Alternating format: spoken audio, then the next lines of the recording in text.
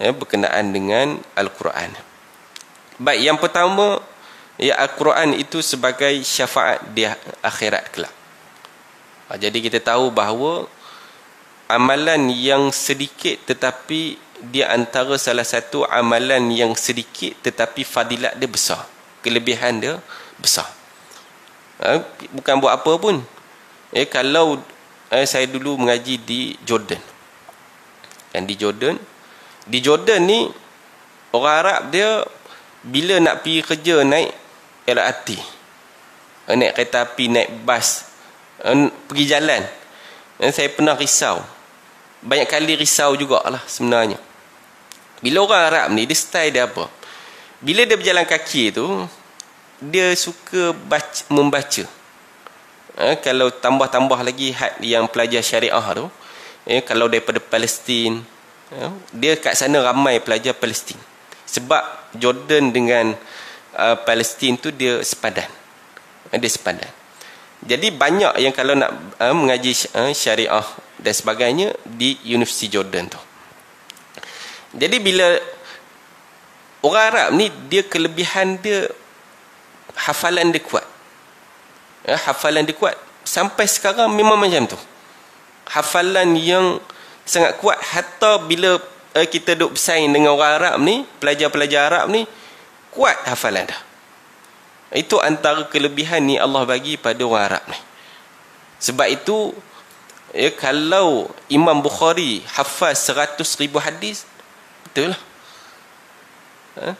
Imam Tirmizi, para imam mazhab, mereka itu muhaddis juga. Orang yang menghafal hadis.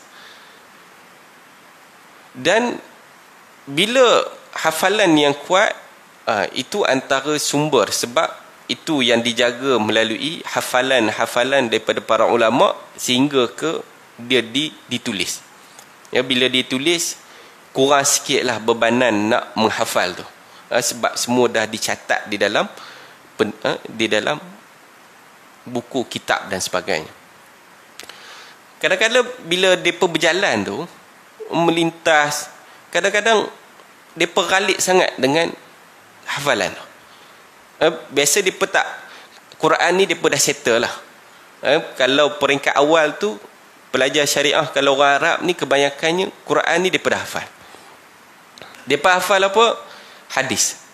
Jadi bila kutaib buku-buku kecil tu, mereka berjalan kan, mereka berjalan, mereka baca, kadang melintas pun ralik baca.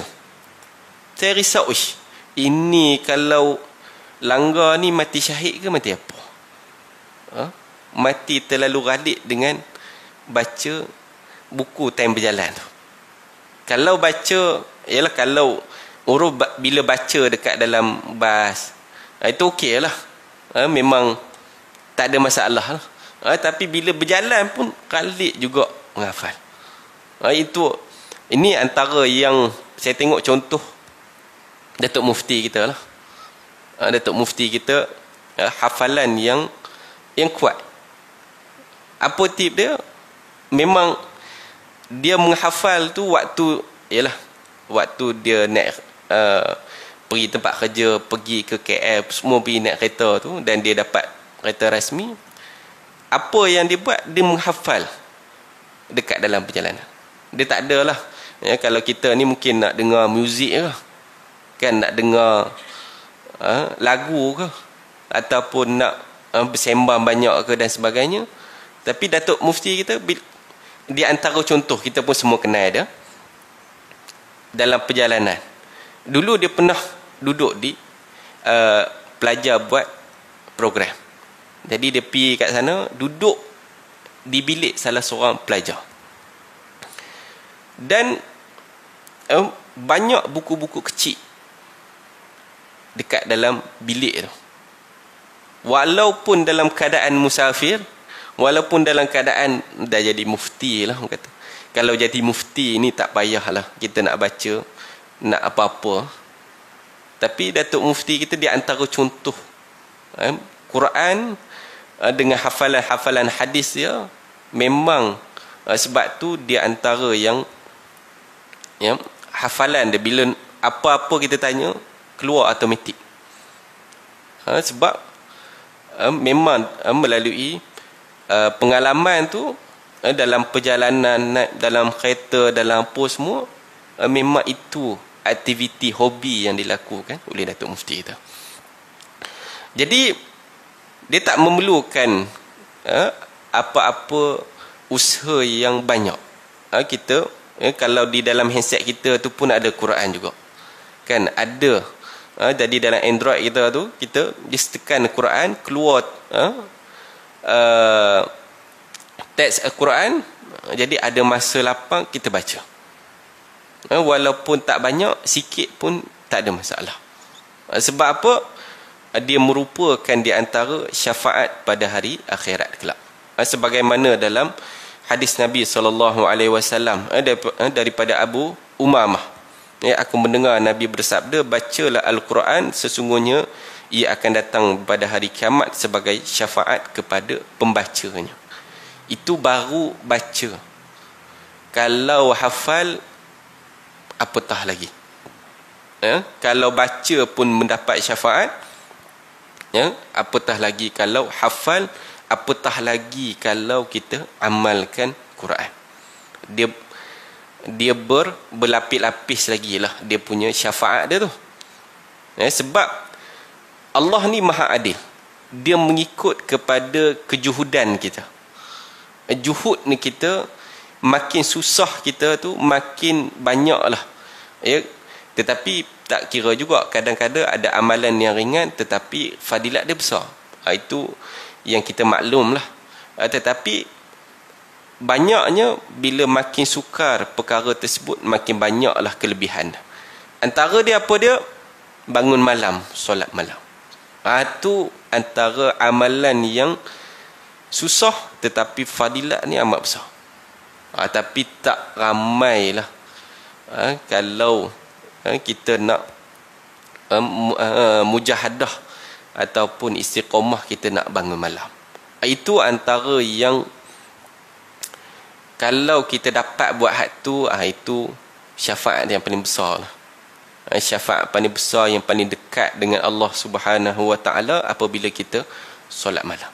Itu antara sunnah Nabi yang paling terbesar sekali. Sunnah Nabi yang paling terbesar. Sebab apa? Pada Nabi dia diwajibkan, kepada kita dia disunatkan.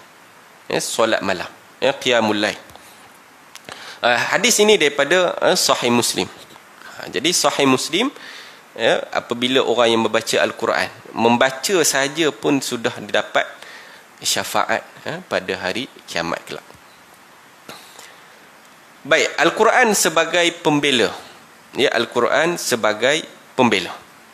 Sebagaimana dalam hadis, aku mendengar Nabi SAW bersabda, di hari kiamat kelak akan didatangkan Al-Quran dan orang yang membaca dan mengamalkan isi kandungannya. Didahului dengan surah Al-Baqarah dan surah Al-Imran. Kedua-dua surah ini hujah orang yang membaca dan mengamalkannya. Hadis yang diriwayatkan oleh Imam Muslim. Jadi dia sebagai pembela. Nak kata sebagai pembela ni lawyer kita lah. Lawyer kita pada hari kiamat kelak. Kalau lawyer ni, kita kalau kat dalam dunia ni, kita nak upah lawyer mahal. Tak semua mampu untuk upah lawyer. Tambah kalau kita miskin, tambah kalau kita tak ada duit. Kalau nak upah lawyer, tak boleh. Sebab mahal. Kos yang mahal. Sebab tu lawyer ni kita tengok dia pakai apa? Jaguar. Dia pakai BMW. Sebab memang pendapatan dia banyak. Sebab apa? Sebab nak hire lawyer ni tinggi kos dia. Tapi lawyer yang paling terbesar sekali dalam kehidupan kita kalau kita dapat, iaitu Al-Quran ini sebagai lawyer kita. Sebagai hujah kita di hadapan Allah Subhanahu Wa Taala. Maknanya bila kita di hari akhirat kelak nanti, bila kita membaca Al-Quran, mengamalkan Al-Quran, Sebab itu di antara surah yang didahului adalah surah Al-Baqarah dan surah Ali Imran. Sebab apa? Kebanyakan ayat-ayat Quran dalam surah Al-Baqarah dan Ali Imran ini adalah ayat-ayat yang bersifat yang diturunkan kepada orang yang beriman. Kepada orang yang beriman. Sebab banyaknya suruhan dan larangan dalam surah tersebut. Ini yang kita nak bincangkan nanti itulah. Macam-macam. Kalau yang lain banyak qasasul Quran, qasasus sabiqin, kisah-kisah umat terdahulu, berkenaan dengan akidah, banyak di belakang-belakang. Tetapi di depan-depan banyak berkenaan dengan syariat. Syariat ini Allah Subhanahu wa taala dia akan syariatkan amalan-amalan tersebut kepada mukminun, kepada orang-orang yang beriman, kepada orang-orang yang beriman. Sebab itu persyariatannya adalah di Madinah, di Madinah. Jadi kebanyakan ayat-ayat suruhan ini kebanyakan di Madinah. Sebab apa? Sebab waktu tu iman para sahabat dah mantap. Iman para umat Islam yang awal itu sudah mantap, barulah disyariatkan. Kalau awal-awal lagi kita suruh hak ni, suruh hak tu, bukan senang nak tinggal. Riba bukan senang nak tinggal. Larangan apa? Minum arak. Larangan apa? Makan khinzir. Larangan macam-macam, suruhan macam-macam larangan. Kalau nak buat waktu mula-mula masuk Islam susah. Sebab itu Allah sebut qalatil a'rabu amanna qul lam tu'minu walakin qulu aslamna walamma yadkhulul imanu fi qulubikum. Ada golongan Arab Badui ini, dia datang kepada Nabi, dia kata kami telah beriman. Namun Allah balas dengan kata apa? Cukuplah memadai kamu cakap kami ni orang Islam, sementara iman itu masuk dalam jantung hati.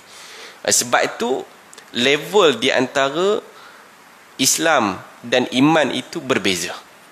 Berbeza. Sebab tu nikmat ni amat besar kalau ya Allah masukkan iman itu dalam jantung hati kita. Sebab itu bezanya orang Islam yang iman dia tebal dengan iman dia nipis. Kita boleh bezalah. Sebab kalau orang yang beriman ini, dia lain dia punya perwatakan dah, lain dia punya amalan dah. Sebab apa lain? Sebab bagi dia mungkin amalan yang kita rasa susah, tapi dia senang. Sebab itu Imam Asy-Syafi'i rahimahullah, bila dia membaca Al-Quran, dia kadang-kala dia mengkhatamkan Al-Quran itu dalam 2-3 hari. 2-3 hari sekali khatam. 2-3 kali sekali khatam. Had tu kalau kita pakat tak buat apa lah. Kalau dan kita pun nak baca tu pun sukar jugalah. 2-3 kali sehari habis Quran. Kita Al-Muwatta', Imam Asy-Syafi'i dia menghafal kitab Al-Muwatta' dalam 6 hari. Muwatta' tu dia tebal ni. Dia tebal kitab Muwatta' Imam Malik. Dia menghafal dalam masa 6 hari. Sebelum dia jumpa guru dia Imam Malik, dia menghafalnya dalam masa 6 hari. Muwatta'. Quran ni mukjizat, senang kita nak hafal. Tapi hadis dalam tu dia ada hadis, dia ada aqwalus sahabah, dia ada aqwalut tabi'in, dia ada asar. Dia bukan sekadar ada hadis, dia ada asar. Namun Imam Syafi'i menghafal ni dalam masa 6 hari. Itu makam yang amat tinggi. Allah bagi kelebihan kepada para mukminin yang hebatlah.